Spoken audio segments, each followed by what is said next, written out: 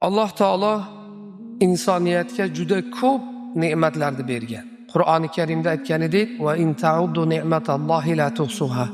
Agar Allohning ne'matini sanasangiz, sanog'iga yeta olmaysiz dedi Alloh taolo. Ana shunday bebaho ne'matlarning ichida suv ne'mati biz uchun eng bebaho ne'mat. Balki tirikligimizning eng katta omillaridan biri ham suv. İnson taomsiz 10-15 kunlab yashashi mumkin, ammo suvsizlikda 3 kungacha ham inson bormaydi hayoti, tirikligi. Ya'ni shu darajada bebaho ne'mat bu.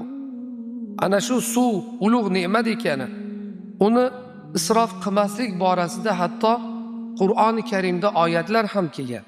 Alloh taolo Qur'onda aytadiki, Astagfirullah, "Va anzalna minas samai ma'an biqadarin فَأَسْكَنَّاهُ فِي الْأَرْضِ وَإِنَّا عَلَى ذَهَبٍ بِهِ لَقَادِرُونَ" dedi Alloh taolo. Biz osmondan hisobi bilan yomg'ir suvlarini yog'dirib yerga o'rnashtirdik dedi Alloh taolo.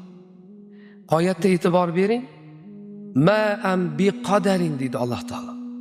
Ya'ni suvni Alloh hisob kitob bilan berdi. Biz uchun bepoyon ko'rinadi. Aslida suvni Alloh taoloning o'zi aytayapti.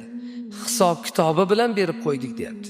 Biz mana shu suvlarni ketkazib, sizlarni undan mahrum qilib qo'yishga ham qodirmiz dedi Alloh taolo. Bu oyat biz uchun ogohlantirish.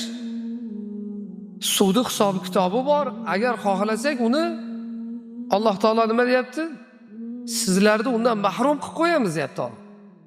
Agar qadriga yetmasangiz ne'matni shukronasini qilmasangiz, ne'matni hisob kitobini qilmasangiz mahrum qilib qo'yamiz deyapti Alloh taolo. Demak, bu ne'matni qadrlashimiz kerak. Uni isrofidan saqlanishimiz kerak.